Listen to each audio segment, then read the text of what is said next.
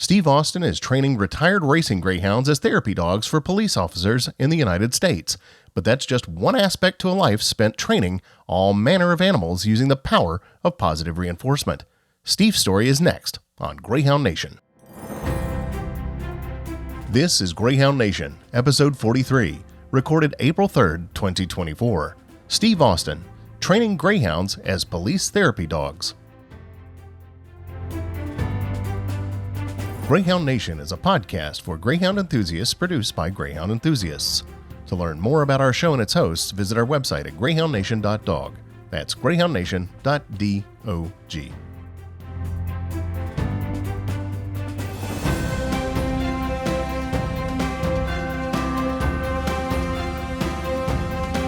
Hello and welcome to another episode of the Greyhound Nation podcast. I'm Michael Burns, and now here's your host, John Parker.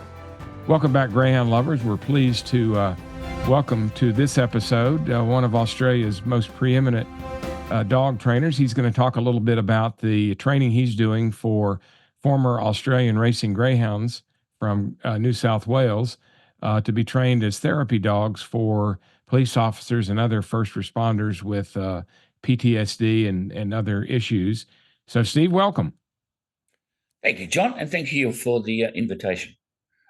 So I'm reading your book right now, Working Dog Heroes, and really enjoying it. It's great. It's highly autobiographical, and it's been fascinating how you came about to get your philosophy of training dogs. We're going to get to greyhounds soon enough, but I thought we'd talk a little bit first about your background, some of the things you've trained dogs and other animals for, and then we'll get right into the greyhound training. So, my first question is, tell us a little bit about how your family background kind of molded your principles and theories of training dogs. Quite interestingly, when I look back at it, John, my father died when I was 9, and I had and my mother gave birth to me when she was 46. So I realize now that I was probably a bit more of a surprise than anything else. And my family was very older than I and very preoccupied with other things. And I'd learned from a very early age that what was rewarding, and which I didn't receive as a child. And I took that forward and I thought, well, there's two roads I can go down. I can go down the road that I was raised on, which was a very I would say a road where I wasn't rewarded for my behavior. I was always sort of got the wrong things told to me very quickly and very clearly. And when the right things I did, I was ignored, and probably too, and how I was taught at school in those days. So when I did started training dogs, I flipped that backwards, always back upside down, and decided, right, I'm going to train dogs the complete opposite way to how I was raised. And I feel that that philosophy has really gave me the success that I've achieved over the last 30-odd years. Now, tell us about the first dog that you trained, which was a pet dog, and how you kind of capitalized on his performance. Yeah, well, his name was Sooty, and he walked into our English room school. I think I was in about first year, 13, 14-year-old kid. And he walked, I don't know where he come from. He just walked into the school. He's only a puppy, 8, 9, 10 weeks. Someone probably dumped him. But his claim to fame, and so was kind of my claim to fame, is I taught him at our local hotel. We call them pubs in Australia. And in those days, the guys payday was Thursday. So as a 13, 14-year-old kid, I took the dog up outside the pub and started doing some tricks with the dog. And because the more beers that the guys had at pay night, the more money was thrown at on the outside the pub for the tricks he did. And I think his claim to fame was balancing a schooner of beer on his head. And a schooner is best way to explain a schooner would be a large pint of beer, a glass of beer. And I practice it with many broken glasses, I might add, but I can tell you now, John, when he got it right, I made a lot of money that night. A lot of money that night. Did he ever get to drink the beer? They had, the more money I made, which is great. And so that kind of lit your fire for dog training and the results you could get, I take it. Yeah, well, obviously the talk today is about positive reinforcement, and that's a great thing. And I learned that very early. Like I said earlier, I learned that reinforcing positive behavior was great because I never got that as a child. I mean, at school, if you gave the right answer, you got grunted at. If you gave the wrong answer, you got something thrown at you, or you got told you're an idiot or something. And I thought I hated school. Very good on the sports field. Very good rugby player. I was a good athlete. Run. I used to love playing rugby league. But in the you know the skill set of learning, I look back at it now, and the teachers were just hopeless. They were just hopeless teachers because all they wanted to do in the end was start school and get home at 3 o'clock and leave school. They didn't really care that much about teaching. And I thought of, like I said earlier in talking to you, I reversed that whole attitude towards dogs and reinforcing positive behavior and telling the dog that that's what I want and here's a high reward for doing it, ignoring the bad behavior, which is in technical terms is called negative punishment, and using positive reinforcement and using those two quadrants of operant conditioning in training. The dogs just thrived, and I did too. I, as a person, as a kid, I saw the results and I thought, gee, this is really good. And it made me feel good. So it made the dog feel good. So it was a win-win, John. Yeah, yeah. And what was Sooty a particular breed or mixed breed, or what was he? No, mate, he come from the streets of the back. It would be like getting a dog from the back streets of Los Angeles. He was rough, he was tough, he was black, and he was mean, and he loved me to death. Wherever I put my bike, no one touched the bike. No, no one touched it. He never had a collar on in his life. He ate what was left over at dinner time, and he lived till he was about 17. So he was a hardcore dog, but he loved me and I loved him, and I think he took the place probably of my father in a way because we did he come from a situation similar to mine, I believe, and we bonded very closely and bonded very easily too, very easily. And that got you interested from reading the book in actually, taking on dog training as a hobby Mm, and taking mm, them through various competitions to mm. achieve the highest obedience achievement that Australia offers. Tell us a little bit about that journey. Well, the journey before that was pigeons. I used to race pigeons, and they were horrendous pigeons. They used to get the bus home, my birds. They never flew. They just get the bus home. But I learnt a lot from training the pigeons, to come back.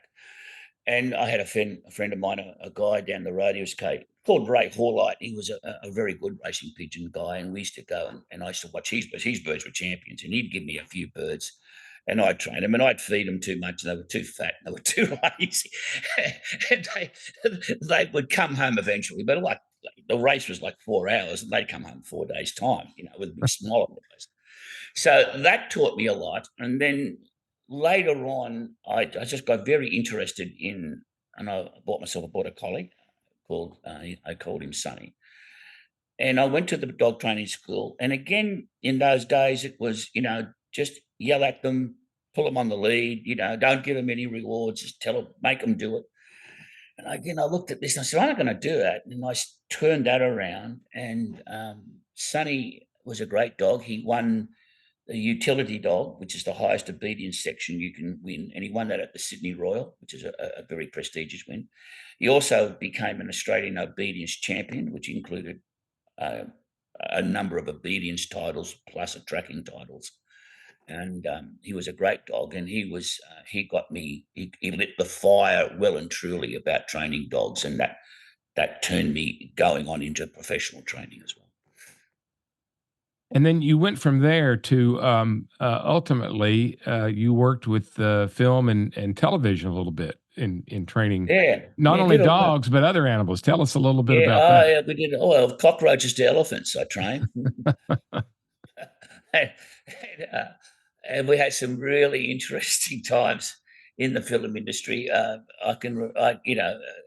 TV commercials and stuff like that. But yeah, we did a lot of, obviously, the old dog food commercials. A lot of good dog food commercials came up.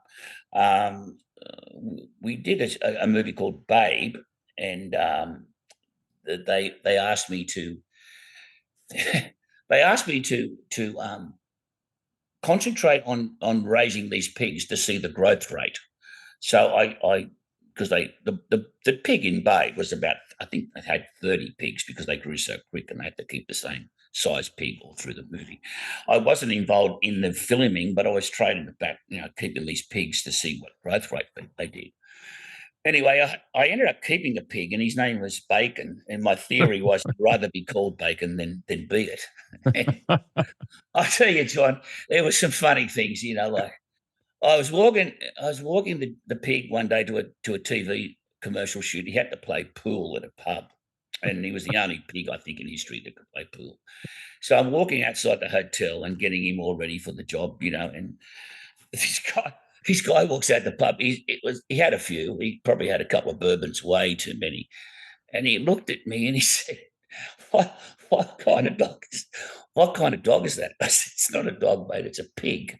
He said, "I'm not a pig." I said, "No, you're not a pig. This is a pig."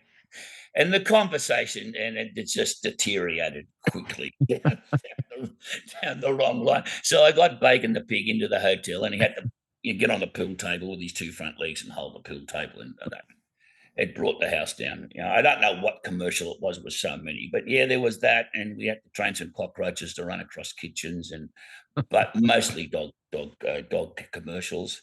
And just lately, my wife's dog, a very good show called A Place to Call Home, which I believe is shown in the States. Yeah, I saw it, as a matter of fact. Yeah, well, that's Chili, and he was our dog in the recent years that did that show. He was called Lucky in the show.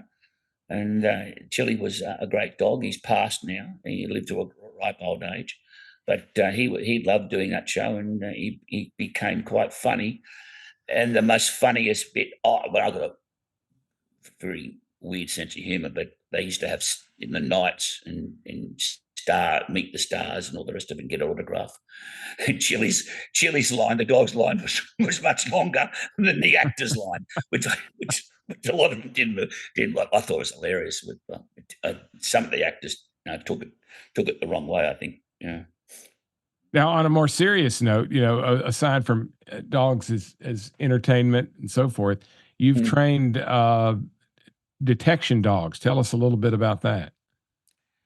Yeah, well, I got seconded by the federal government, I suppose. I got asked to train their biosecurity dogs. And in Australia, our biosecurity is very, very important to us because we haven't got foot and mouth, we haven't got rabies, and we haven't got a lot of diseases that are around the world, and we want to try and keep it that way, particularly foot and mouth, because we have a lot of feral animals, millions. When we talk about goats, we've got 1 million goats, millions of goats, and millions of deer, and millions of a lot of horses, and there's wild cattle and so forth. So foot and mouth gets in, not just in the domestic stock, it would get into the wild stock. So they got us to do that. Yeah, so I think we started off with about 4 or 5 dogs, and I think in the end of the period, I worked for the federal government as their national trainer. And I think there was around about 100 teams out there all over Australia. Also trained dogs in Japan for biosecurity and also in New Caledonia as well. And they were quite successful. The odors we trained them on all plants, every plant in the world, every fruit in the world, meat product, live egg, reptiles, all those very important things that can cause diseases coming into the country. So, and they were very good, and they're still out there today working. Not the dogs I trained, of course, but the processes are still going on. And you've also trained dogs to sniff out in other countries noxious vegetation that they want to get rid of. How does that work? Yeah, well, I think with canines, our mindset is limited to what they can use. When someone says to me that the dog's nose is 1,000 times better than a human, or 20,000 times. It's a guess. Honestly, John, it's a guess. They can find stuff that just blows you out of the place. We're training dogs to find a weed. This particular weed, the first one we did was a weed called hawkweed, which came into the country on hikers' boots. And it gets into the soil and it sterilizes the soil. Everything else dies, and only hawkweed lives. Very intelligent weed, if you think about it. And this weed is very inconspicuous. The dogs are finding, and I said to the guys, the government, I said, look, it's going to be very difficult to find this weed.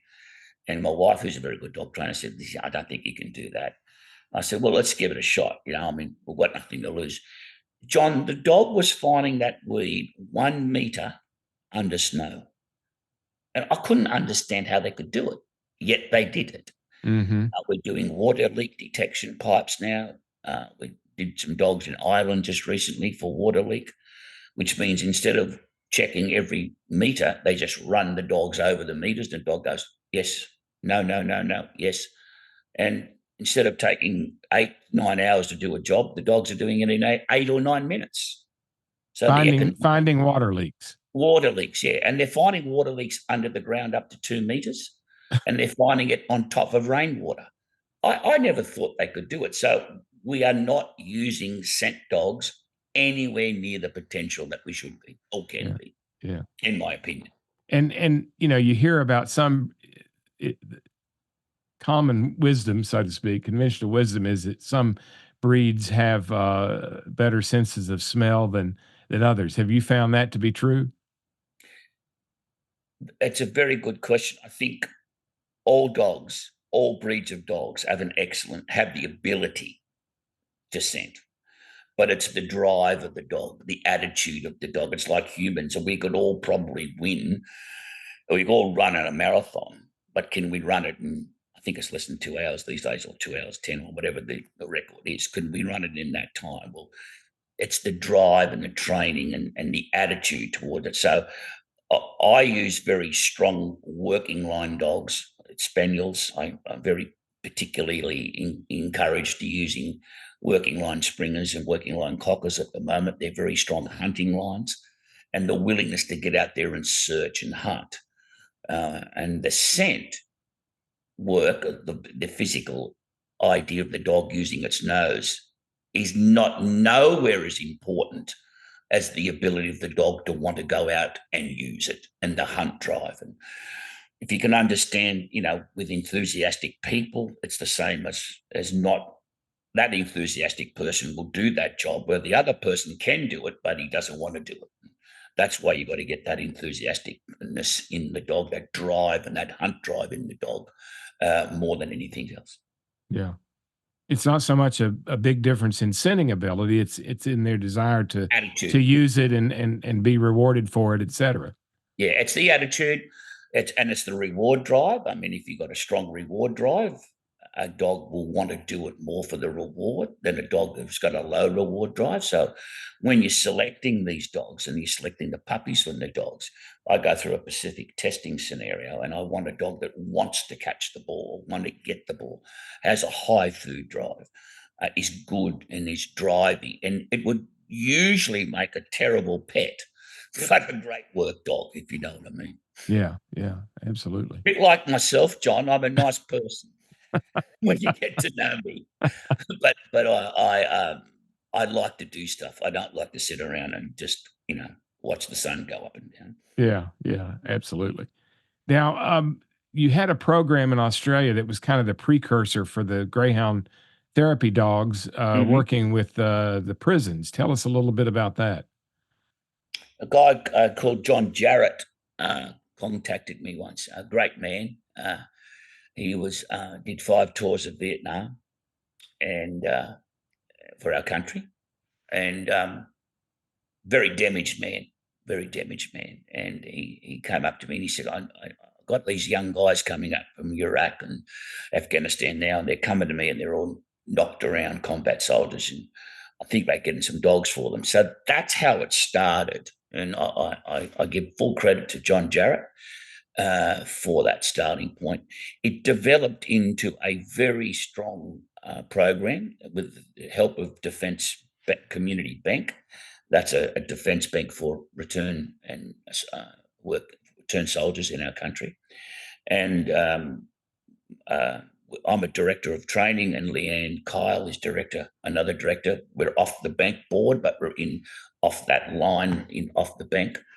We have some very good big hard hitters in our board, and the main board we have admirals and chief of staffs and all sorts of men and women that have been working for our country in that. But we are on the dog side of things. We've developed a program where we get reject dogs and we train them with inmates in a particular jail. It's a jail at Bathurst in central New South Wales. And those inmates train those dogs for return soldiers suffering from PTSD. The soldier comes in for a 10-day turnaround. They combine with the inmate, and the inmate and soldier work together for the 10 days, and the soldier then takes the dog home, and that's a free dog. We don't charge, they don't pay a cent for that dog. And those dogs, if you look at the time and effort put in, they're worth many thousands, many tens of thousands of dollars. The dog benefits because they're reject dogs. The inmate benefits because when we take the dog into the townships of Bathurst, we take about 8-9 inmates with their dogs, and we go up through the shopping centres, up the lifts, up the escalators. People will walk up to those inmates, and that they're in obviously inmate clothing, and we have corrective service officers with us, obviously.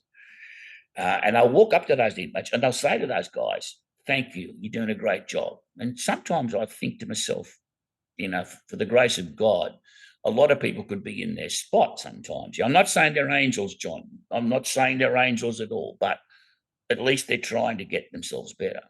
But when someone walks up to them and says, "You're doing a great job," you can see their whole body language change, the whole attitude towards things change. And given a few good comments on an earlier age, they mightn't have been where they are now. But we've got them. So instead of sitting down, playing cards or whatever they do, they get out there and they train the dog.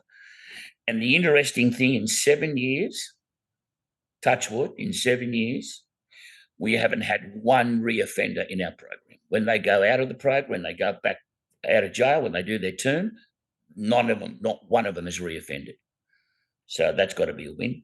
The dog wins, and of course, the returned soldier suffering from that wretched PTSD, they win as well. So it's a great program, and we're very proud of it. Kind of a testimony to the power of positive reinforcement for the inmates, isn't Correct. It is.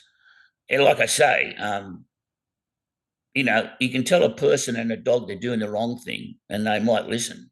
You tell a person or a dog they're doing something really well, they're going to listen a lot harder, and they're going to do it a lot more often. Yeah. I guarantee you. Now, the dogs that go through the training and successfully complete it, are they any particular breeds? Does any one breed tend to predominate, or are they mostly mixed breeds, or what kind of dogs are they? Yeah, it's an interesting question, John, because look, I'm not sexist or racist in any way for humans and or dogs. I mean, there's certain dogs I probably wouldn't have as my own dogs, but I don't know, dislike for a breed of dog per se.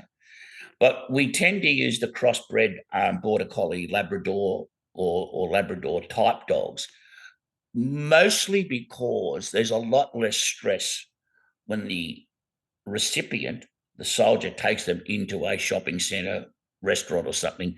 They more look like, as opposed to a pit bull or bull Arab cross or a Malamute or something, something like that, different. So it's easier.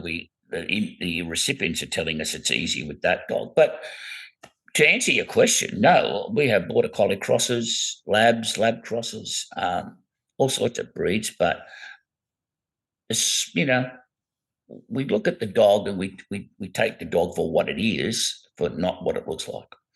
And are good they philosophy in life, for example? That's a good philosophy. Where are they sourced from? Shelters, pounds, that sort of thing? Everywhere. So you'd see a good dog walking down the street. jump out of the car and say, "Do you want to sell your dog?" I usually get no from them. But we get them from here, there. We get them from guide dogs, some guide dogs that don't make the cut. We get some of them as well. So, and we have rescue groups that particularly get their breeds in for us. So we have a good source of good dogs. Yeah. But we Is don't it breed. We don't breed any dog. They're all dogs that are not fitted for or not working out in their particular world. yeah, yeah.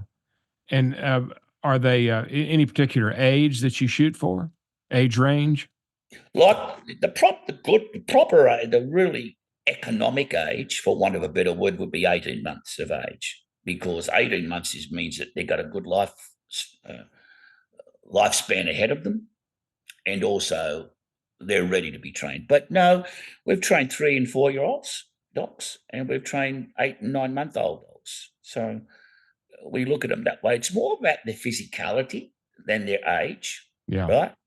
So if they're a good, strong dog at 6 or 7 years of age, and we can get a good 6 or 7 years with them, I mean, why not train them? Why not use them?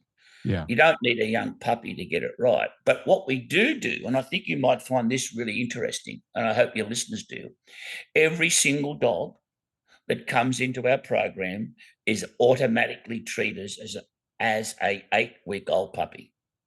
We train that 3-year-old dog. Today, you're at 8 weeks of age, and we allow and train the behaviors in those dogs as we would an 8-week-old puppy.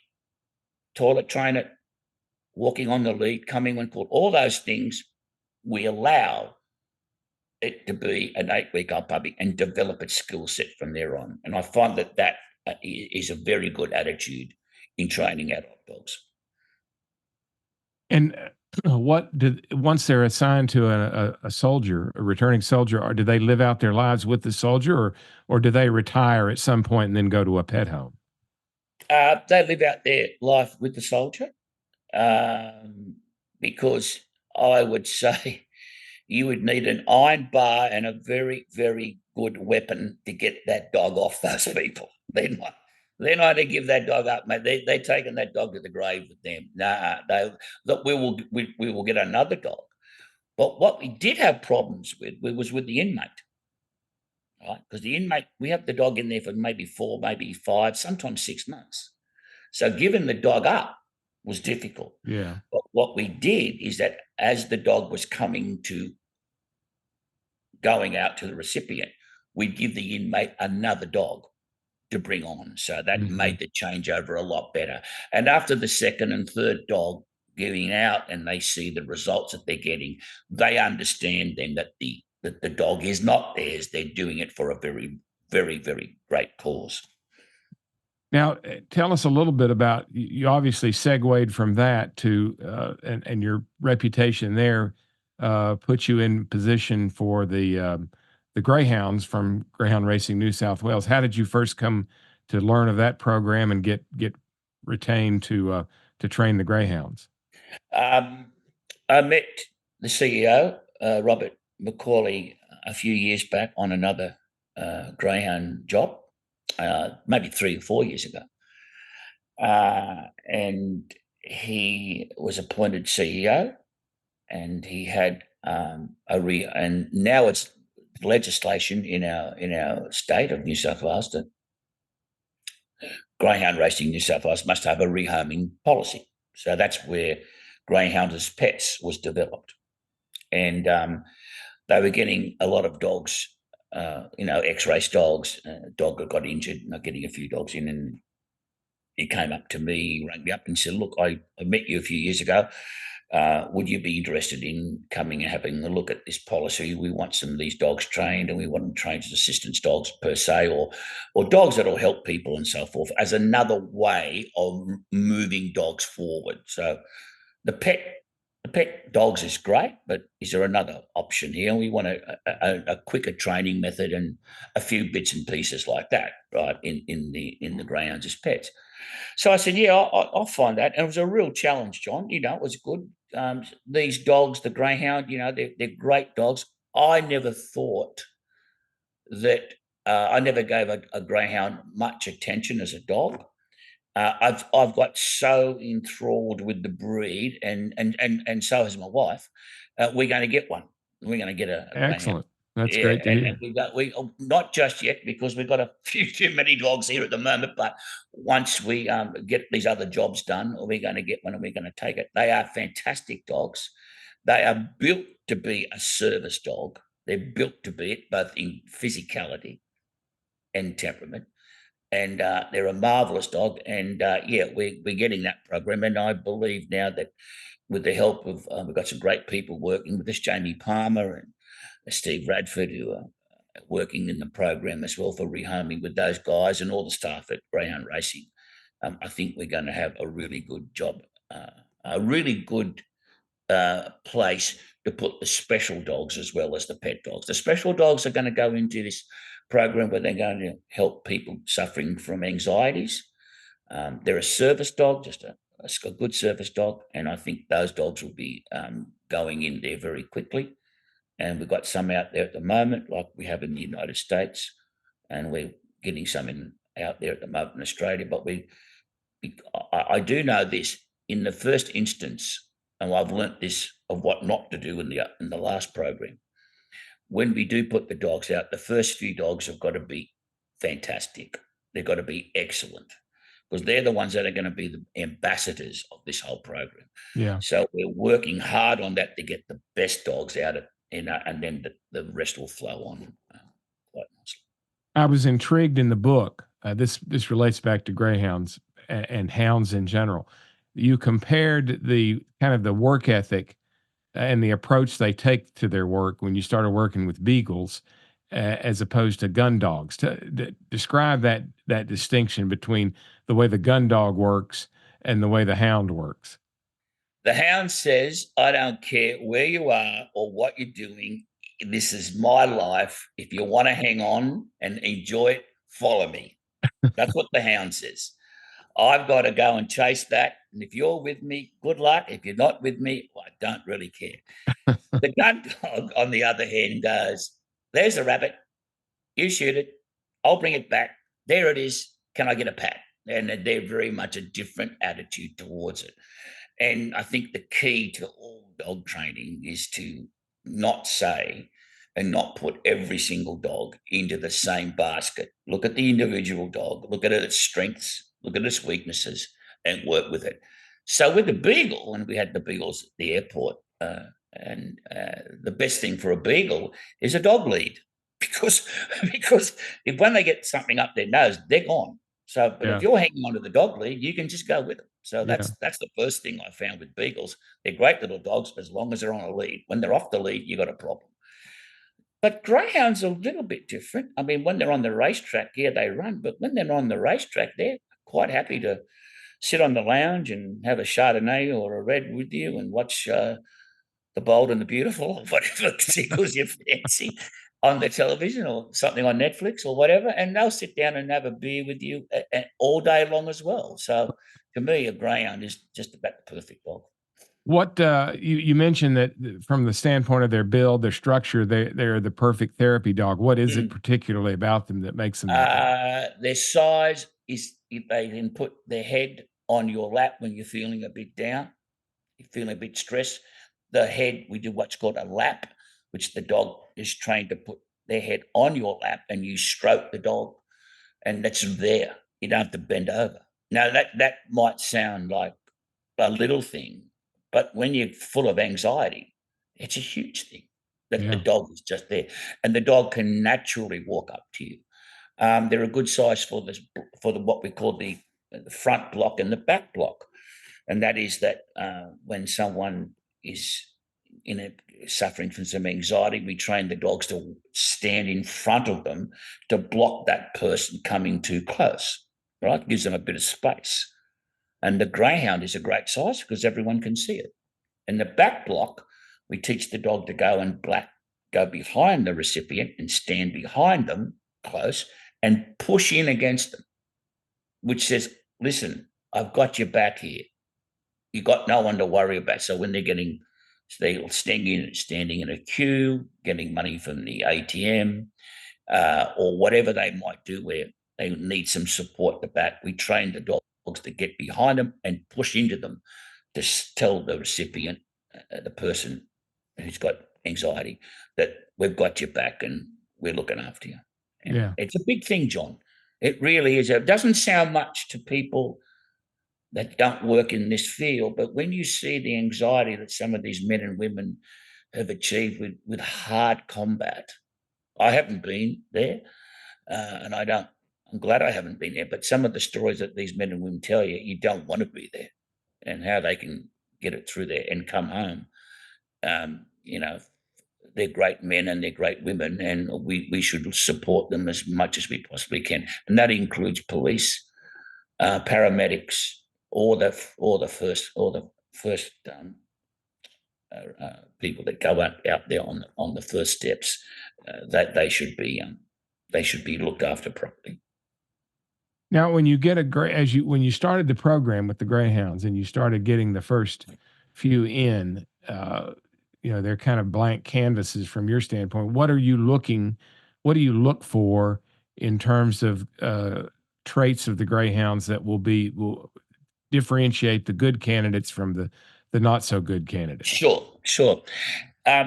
One of the problems we do have with the race dog, they're taught to chase, and so we are looking for the ability of the dog to be able to handle cats, small pets, and other dogs, toys, and not chase things.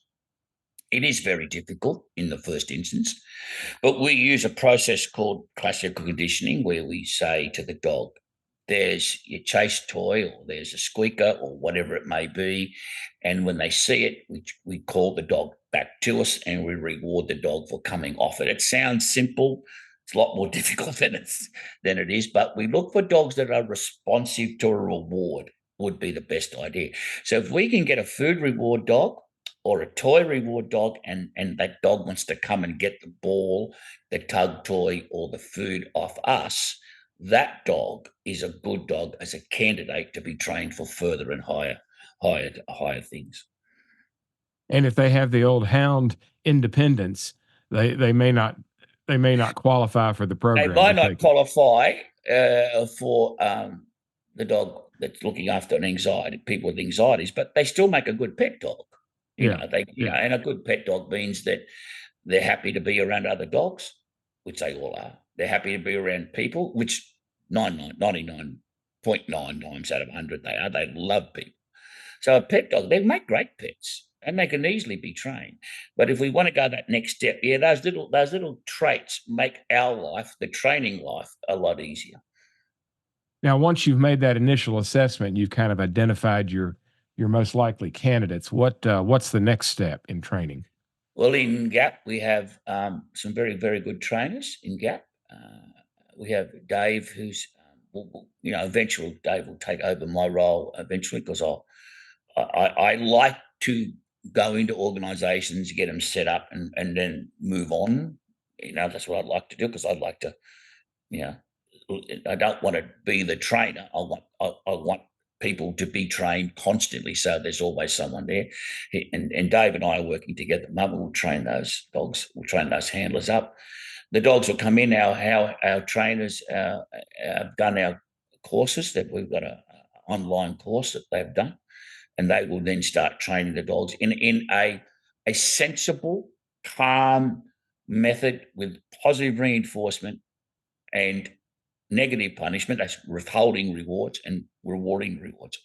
No hitting, no yelling, obviously no screaming, and being in setting up leadership in the dog. Dogs, I found that all dogs, especially Greyhounds, they need a leader, a person who they can trust, and a person who they can depend on. And we want those characteristics installed in them by the training mechanisms that we put through our trainers. So we have two training areas. We have one in Central Coast and one in Western Sydney. And we're training, I think Western Sydney's got usually 60, 70 dogs.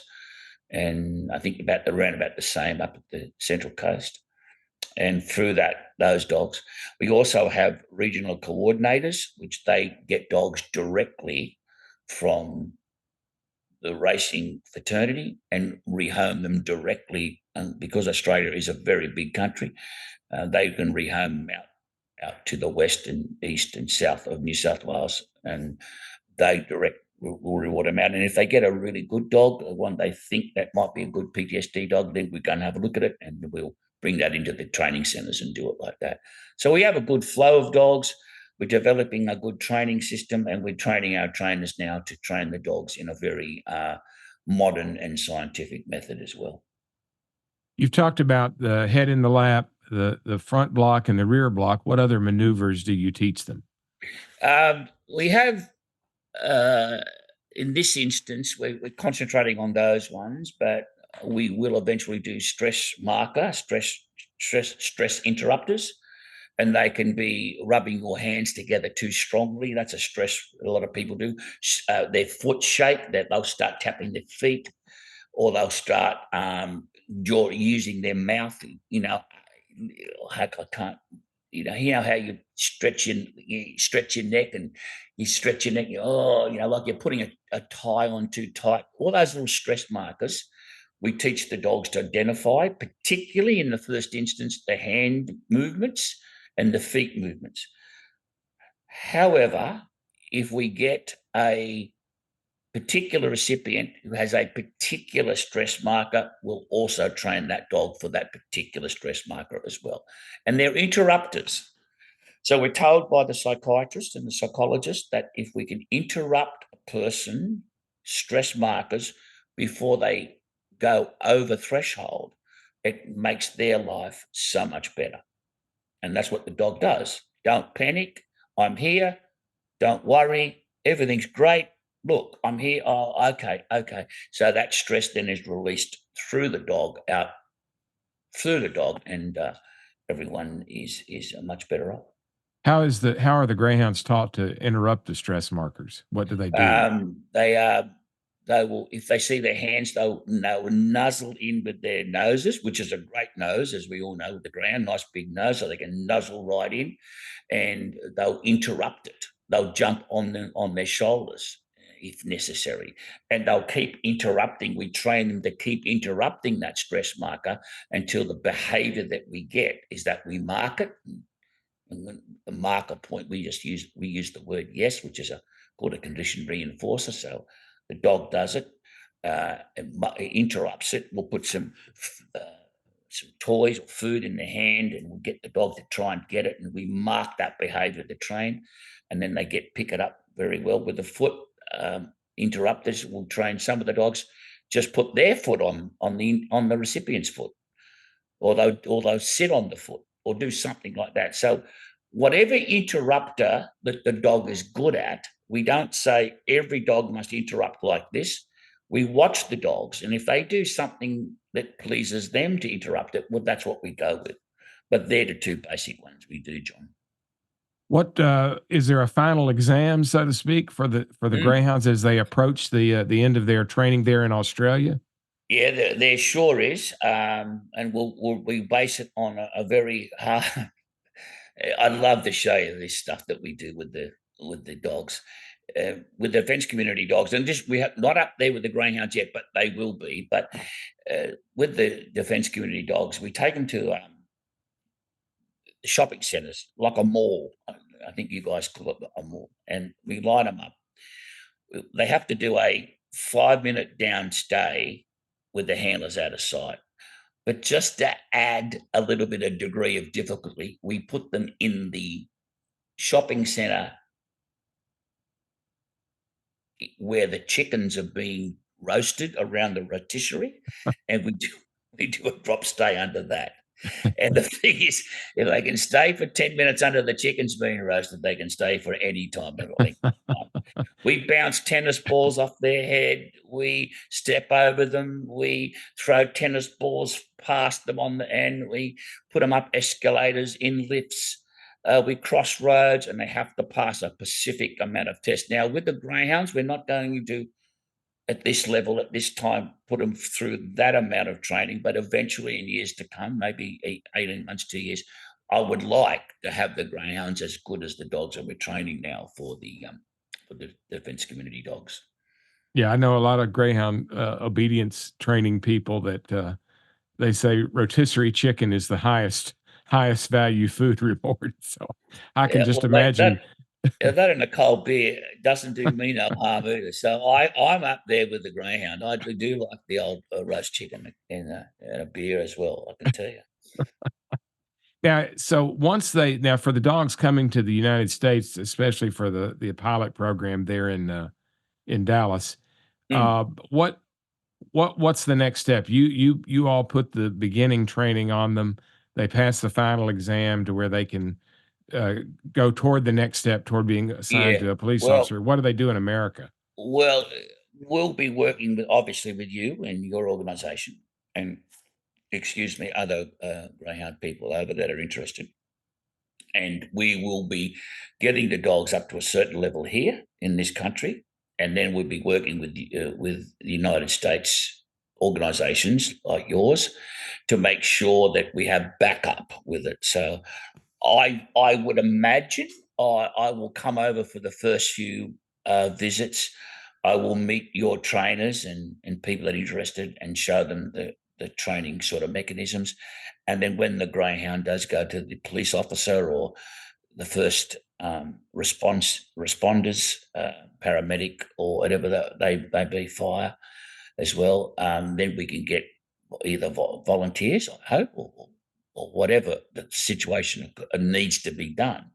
We'll get them to make sure that they've got a backup format over there, and so they can work it on as well. So I'd like to have exactly the same thing here happening in Australia as I would like in the United States. So that program would develop and grow and grow and grow. And that's why obviously, you and I met and talked and other people, and that's the process. It's a little bit way off at the moment. It's a bit to go at the moment, but we're certainly on track. And I think that once we get this all organised and we all get our ducks in a row, it'll be a great program as well. I'm going to model it on the Defence Community Dogs model because it's worked really well. Yeah. Mm. When either using that as the example or what you anticipate for the police program, what characteristics of the Greyhound do you look at in terms when you match them with a recipient? Um, it's a very, very, very good question. And I suppose the resilience of the dog to be able to be handled by different people would be one of the hallmarks of success, right? Because we don't want a dog who particularly likes men, who particularly likes women, who particularly likes short, tall, etc., etc.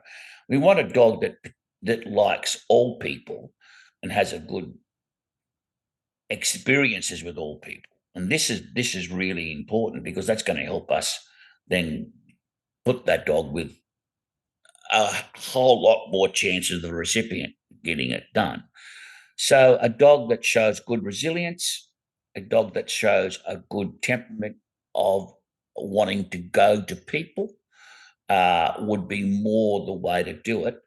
The person is, and the thing that we want with the person, and we had a problem with this in the early ways with the Defence Community Dogs group. We got to make sure the family is behind the dog and the people that the person lives with is wanting the dog in the home as well. This is really important because sometimes people, we found that some of the people got a little bit they got their noses out of joint a bit because the dog was getting more attention, all right, than the other people. So we've got to make sure the family is on board. And we also got to make sure that the person who's receiving the dog will be of benefit to them. And that's from a medical professional comment, not from us. Yeah. So we don't want everyone to say, oh, look, it's a dog. I want the dog. It's great. Yeah, I know that. We all want a good dog, all of us. But these dogs are going to be put to people that are going to benefit from them. So that's broadly speaking is what I am trying to do, and because we've made a few mistakes in the early days with the other other group of dogs. Now, you mentioned the involvement of the recipient's family members. Just using the greyhounds as an example, do you encourage a lot of interaction with other family members with the greyhound? For example, should only the recipient feed the greyhound, or does that make any difference? I don't think that sometimes is practical, right? But I think the family should be involved in living with the dog, absolutely. But we never ever got to go up across the path where the dog loses its value to the recipient, Yeah, right? right. So we've always got to put the recipient first, in the sense that as far as where the dog stands. So it's a fine line sometimes, but if we can speak to the family and explain to them the situation, look, we've never had a problem with it. You know, the dog, a good dog will love to go for a walk with everybody, right? A good dog. But they'll also prefer one person a little bit more than the other, right? Yeah. Just between you and I, John, and I don't want no one to know this, but we just got a young shepherd. My wife did, and it's a lovely dog. It's a German line bred working line shepherd, black as the night, beautiful looking dog. He prefers me than Vicky. And she pulled me up the other night. She said, "Well, if this dog likes you more than like it's your dog," I said, "No, I've got enough dogs. It's your dog." But sometimes the dog picks you. You know, Yeah, know what I'm saying? absolutely, Yeah, absolutely. it dog picks you. Now, what in the home once they're with the police officer, the greyhounds?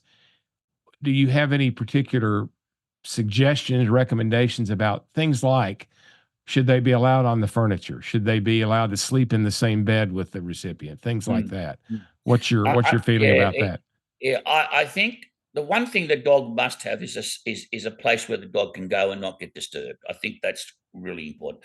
Be it a crate, I think crate training is an excellent way of giving that dog. There's your crate over there in the house.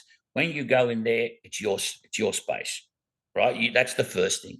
Where the dog ends up and where the dog sleeps and where the dog doesn't sleep and so forth, that's entirely up to the family and the household, as far as I'm concerned. The greyhound, nothing's better for that greyhound to jump on the lounge, put its head on your lap while you have the cooked chicken and the beer and happy days. Because you can have a beer and a bit of chicken and give it to your dog. Don't give your dog beer, but you give the dog cooked chicken. So if the dog is allowed on the lounge and it's happy and you're happy, that's fine. But if you don't want the dog on the lounge, that's fine too. I mean, it's no big deal. Dog has its place, but I think it's really important that there are boundaries for the dog and boundaries for the people. So if the dog goes into that crate, no one goes there. And there should be a couple of boundaries for the dog just for the sake of, no, you can't go up those stairs or you can't go into the kitchen while there's food being prepared or whatever that may be. There should be some boundaries either way, which helps the relationship grow stronger and stronger with your dog. Do you have any particular training methods that you use with them in case the family that they're going with or the recipient and his family or her family has a cat or a small dog with the greyhounds? Is there Mm. any part of that that's the training? Yeah, well, we do that small animal work at both centres that we have. We have some stray dogs, and we rehome them, and they're little uh, kelpie, a little not kelpie. Well, they are kelpies, but you probably wouldn't know them. But uh, Jack Russell type small little fluffies, we have them, and we have them, and then we kind of train them up for being a pet dogs, and we rehome them on the side 2 or 3 times. We get a couple more in. We have a cattery there as well, so the dogs get trained around the cattery. However, I haven't seen it yet, but I was told yesterday we have a mechanical cat. So I don't know what it's like. It's a mechanical cat, and it walks and talks and does all these things like a cat. So, and we use that as well. So, we do all that sort of pre-training with small animals as well, and the dogs and it's interesting. We don't want the dog not to completely ignore it, but we don't want the dog to go and chase it. And Yeah. if it lives with it and goes, there's the cat. I don't really like you, but I'm not going to hurt you. That's fine. But we don't need the dog to, sleep with the cat or the small dog. As long as the dog, they have a happy medium, a little, that's fine. And that's our bottom line. The best line would be they get on fantastically. Yeah. Yeah. Yeah. I'll have to follow up with you about that mechanical cat because Yeah, me too. I haven't seen it. I'll send you. I'll send you some. I've got to go down there in the next few days. I'll send you some. I'll get a photo of it and send it to you. I have no idea what it looks like, but apparently it walks and talks and meows and all sorts of things. So it'll be well, interesting. our group, and I'm sure this is true of every Greyhound adoption group, we have a constant struggle finding just the right kind of what we call cat testing, Yeah, with the dog. It's got to be a confident cat, but it's got to be yeah, one that, is willing to give the dog a slap on the nose if it yeah. gets in its space. So we're always struggling to find somebody with a cat like that. And so if the mechanical cat could be programmed in such a way You guys have it'd got be bobcats, fantastic. Can't you grab one of your bobcats? You got big bobcats over there. Can't you grab one of those and put them in the house? And Yeah, that that'd would be a deter tall any order, I greyhound, think. I'm sure. We do have bobcats here in Georgia for sure. Yeah, yeah, yeah. Well, Steve, when we were in Dallas, we had a little conversation. I wanted to get your take on this. This is not therapy dog stuff. This is actually before they start racing, Hmm. about some things you may have learned about greyhounds. We got onto this particularly with respect to the early neurological stimulation research and exercises that are done. What are your thoughts on how that might benefit if they're given that as a greyhound puppy before they race? Yeah, when I train a dog and when I talk about training dogs these days, I look at, and I don't want to be anthropomorphic in putting human terms to dogs, but I look at this. If I've got the right clothing on, the right boots on, the right hat on, if it's a hot day, and I'm prepared for the job I'm going to do, I'm going to do a much better job. Okay, so I do a lot of clay shooting, and clay shooting is people shoot clays. It's not about the physicality; it's all about your head. If you get your head right, you can bust those clays, and there's techniques and so forth. And a lot of my head is I've got the right shoes on, I've got the jacket on, I've got my shooting glasses, etc., etc. You know what I mean? So I'm set Yeah. to work. Yeah. So I put that theory to the dog. If I can build a dog from day 3 of birth, the early neurological stimulation starts. Little bits and pieces. It's there on the internet. And, you pick the puppy up, you turn it up, put it on the cold cloth, warm cloth, back to the mother, and tickle its feet and all that. There's little things. It takes about 20, 30 seconds a day, or just have some music playing, using the vacuum cleaner in the distance and bringing those puppies on and building up that resilience, building up their strength, building up that. I think that when you get a dog at 8 and 9 weeks, it should be a very confident dog if it's bred correctly. And then in those next weeks, from 8 to 9 weeks, there should be another set of situations. Now, we take our puppies, our spaniel puppies. I don't breed dogs. When I buy a dog at 8 weeks, but my breeders do all the other stuff. But we take the dogs out to the gun club at 8 weeks. We put them in the car, and we put the car up away from the shotguns, and that's about 200 meters. And then next day it's 100, next day it's 50. And we give them, even at 8 and 9 weeks, a lot of variation in their life. We take them to shopping centres, we take them car rides, we take them this, that, and all the other, right? And we'll introduce them to other dogs, but that's only a small part of their socialisation. And we are particularly careful where we go, making sure there's no diseases and so forth, like we don't take them to where there's dog park areas and stuff, but we take them to little shopping centres, we set them at the side of the road where there's cars. And so by the time they're 16, 18 weeks, John, they're just about bulletproof. Now, does that make a dog a better running race dog? In my opinion, yes, it can, because its strength and its confidence is built up, and then it can race better. And if we build those up, if our trainers train their dogs like that, it's going to make the dogs that don't make the race grade or have an injury, so much easier to rehome because they've had that input from an early age. That's where I believe it's important to get the dog, for want of a better word, dressed correctly. Working attire right, fit for purpose at an early age. What purpose? Whatever you want to do with it. Doesn't matter.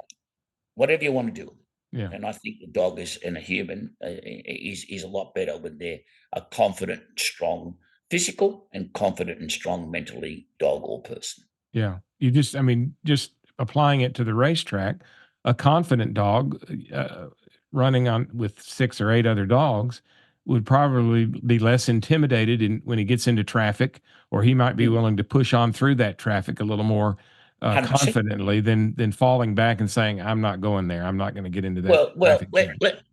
Let's for argument's sake, saying there's 3 or 4 people going for the one position, and you're interviewing them, and next minute they're all equal in intelligence, they're all equal in capability, they're all equal with their paper, and they're all equal. But one person has a smile, one person sits up straight, one person looks you in the eye, one person is enthusiastic. Who are you going to pick? Who's going to get the job done? It's the same with that greyhound when he's racing through that pack. A strong, resilient greyhound's going, you know what? I'm going to get that lure. I'm going to grab it. It's mine. And the other ones go, oh, well, yeah, you can have it. Yeah. Yeah. And that's where I think that area where we got to be very, very important to think when raising dogs, that area is so important. Yeah. I think that's some unplowed ground, really, in the racing community. I mean, if you look at what we do when we get our pup, we're not allowed in Australia to have puppies. We can't buy a dog under 8 weeks. It's got to be 8 weeks. And when we get our puppies at 8 weeks, I tell you what, the second day that we start slowly, but very methodically getting them resilient and strong. Yeah. Both on a physical sense and both on a mental strength. Yeah. When you get your greyhound, Steve, what are you going to be looking for? Going to teach it to stand at the bar with a schooner of beer on its head, and it's going to fulfill my retirement needs. Are there any? Do you think you'll do anything once you adopt a greyhound? Do you think you'll do anything with it in terms of competition in obedience or tracking or any of that? Zero, nothing. But I'm trying to. This dog is going to be spoilt rotten. He's going to be a great mate. He's just going to be our dog laying around the house. We can put on the Bold and the Beautiful. I can have a bourbon and Coke, and we can live happily ever after together. Because I train dogs for a living, and I train them to do a lot of wonderful things. And this guy that I get is just going to be just a dog that's going to be where I go, he's going to go. You know what I mean? Yeah. So when you're shown, he might be a very, very disobedient dog. When you're shown the group that you're going to pick from, what will you look for? Personality-wise? I look for a dog that wants to, it's got a bit of spirit, a naughty dog, a dog that says, "Who are you?" and bold and outgoing. I need a dog that's got a little bit of attitude, and I think we'll get on really well together. Yeah. That'll be great. A quiet dog and a reserved dog will be good for a lot of people, but I need a dog that's got a bit of cracker, a little bit of go in him, I think you won't be able to resist the urge to do a little training of some sort for something that you do, whether it's rabbit hunting or obedience work or whatever it may be. I think you will not be able to resist the urge to do that. Well, we might have to have a beer over that, John, you and I, next time I'm in Dallas, which I had a wonderful time in Dallas, just by the way. What a great city. Yeah, it sure was. I met all the police officers there, and we went to police, and we met the guys, and gee, they're nice guys. They looked after us so well and showed us around and looked, great. And went at some nice food. He did good meat, good steaks in Dallas too. Yeah, absolutely. So yeah, I don't know, John. Honestly, when I get the dog, when I get my Greyhound, I don't know. I think it's like when you're a landscape gardener, your garden's usually the worst garden in the street. Yeah, so we'll see. We'll have you on again after you adopt that first Greyhound, and Oh no, it'll be it's the embarrassing. potato chip syndrome. You can't stop with just one. Oh, I think we might do that here. I think we might do that here. We might stop with one here. Yeah. Well, as we wrap up the conversation here, Steve, let's talk about. I want to promote your book. That's not why you came on, but I'm thoroughly enjoying your first book, which is Working Dog Heroes. You wrote it in, I think the publication date was 2016. Something like that. Yeah. Yeah. It's an autobiography, and anyone that trains dogs would find it quite interesting. I would think, because there's a lot of trials and tribulations there. It's just some funny stories in it, and so forth. So some of the things I've found in people's suitcases, John, that's a book. That's a book. Yeah, I enjoyed. I'm to about that point where you're doing the airport work. Yeah, well, I don't know. I forget what I've actually said in that, but there's two books to write about people's suitcases. There's the adults only version. It's the general public, because what people put in their suitcases and bring home is just amazing. But look, yeah, that book was written a few years ago, and it was just something that the publishers wanted me to get put together, which I did, and I think it went pretty well. Okay, it went all right. But I have got another book. Yeah, let's talk about that. That's a more recent one. Let's hold that up if you've got it handy. It's called Motivating Miracles. It's on my website. It's a workbook. It's how to motivate your dog to do what you want that dog to do, whether it's to find narcotics, do agility, be a good pet, whatever, assistance dog work, whatever. It's how to motivate your dog, how to get the dog to be motivated to do the work with you. There is a section in there on how to select a dog for certain things, for assistance dogs, narcotic detection, or I won't say narcotic per se, but for detection work, because the odor to me is kind of irrelevant. It's the drive and the attitude that you've got to look for. So it is a workbook. It's got plans in it, and I give that to all my handlers, and it's been quite successful. This is the second edition. So if you go to Austin's dogtrainingeducation.com.au, info at Austin's dogtrainingeducation.com.au, you'll see it, or just get on our website, and we'd be more than happy to send it over there for you. And if anyone that's interested in a workbook, it's definitely not a sit, stay, drop, come when called book. It's definitely not that. It's all on motivation processes. Yeah. Well, I can recommend the both of them. The Working Dog Heroes is a great read. It's a page turner. The manual will be more of a workbook.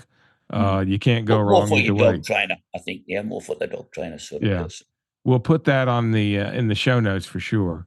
But Steve, it's been a great hour, and I certainly appreciate your spending the time with us. Well, John, thank you. And I'm not here to publish or to promote the books. I'm really here for one reason only.